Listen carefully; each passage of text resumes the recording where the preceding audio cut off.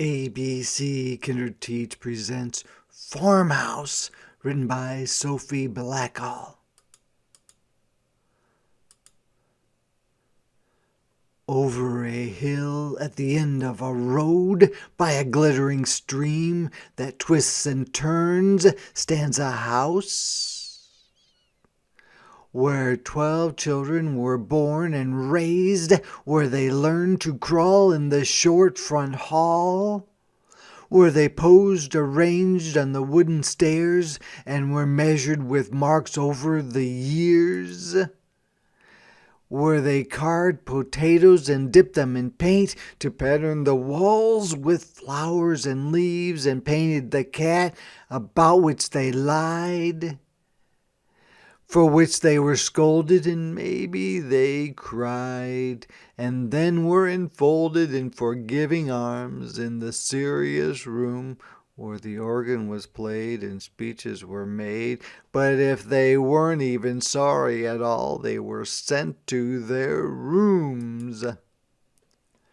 where they pored over books about planets and stars, then climbed into beds where they dreamed of Mars, or they dreamed of cats or the distant sea, and whispered secrets, played truth or dare, and lost their teeth and brushed their hair, where they kept collections of tin toy cars and feathers and bones and movie stars, where they hung prize ribbons for champion cows that lived in the barn behind the house, and were milked twice a day, no matter the weather, at dawn and at dusk, by one child or another, who shivered and grumbled as they crossed the yard, or liked being alone with a flaming cloud, depending on the season, the day, and the child. And they fed the calves and mucked out stalls and forked the hay into giant piles and fished for trout in the glittering stream that changed its shape from year to year. And walking home with their rods and flies, they picked gnarled apples to turn into pies, and dragged in mud from the fields outside, so they shook the rug and scrubbed the floors and listened to their mother and did their chores and set the table, and bowed their heads and dished up soup and tore up bread,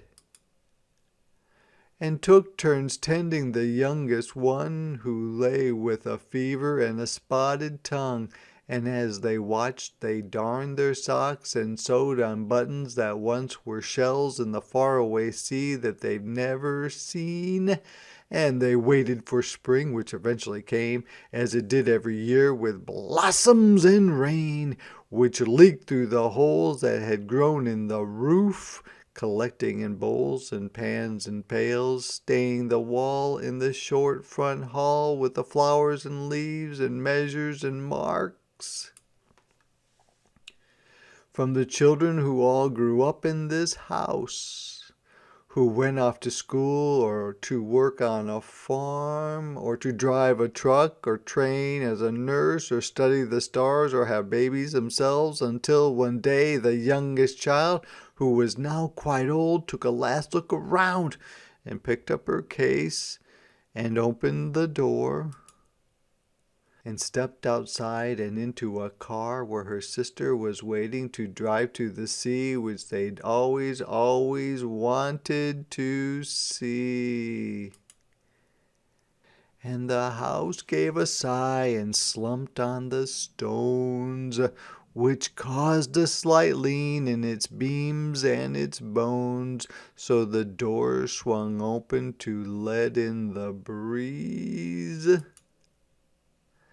and welcomed the rain that rotted the floor where a sapling grew right next to the stove, where the wallpaper peeled like onion skins and drifted about with the fallen leaves, and the button that was once a shell in the sea.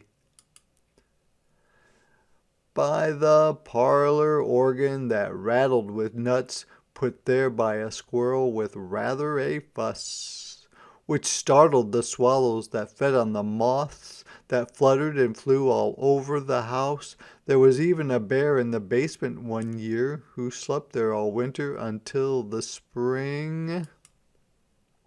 which was when I came and cut a path through prickly burdock and nettles and grass, and found what remained of the old farmhouse, where I filled my arms with wallpaper scraps and rain-soaked books and brittle maps and mud-caked dresses and handkerchiefs and a button that was once a shell in the sea. And back at my desk I spread them all out and cherished my gifts from the falling down house. Then I sharpened my pencil and mixed some paint and dipped my brush and cut some shapes and began to imagine the things that took place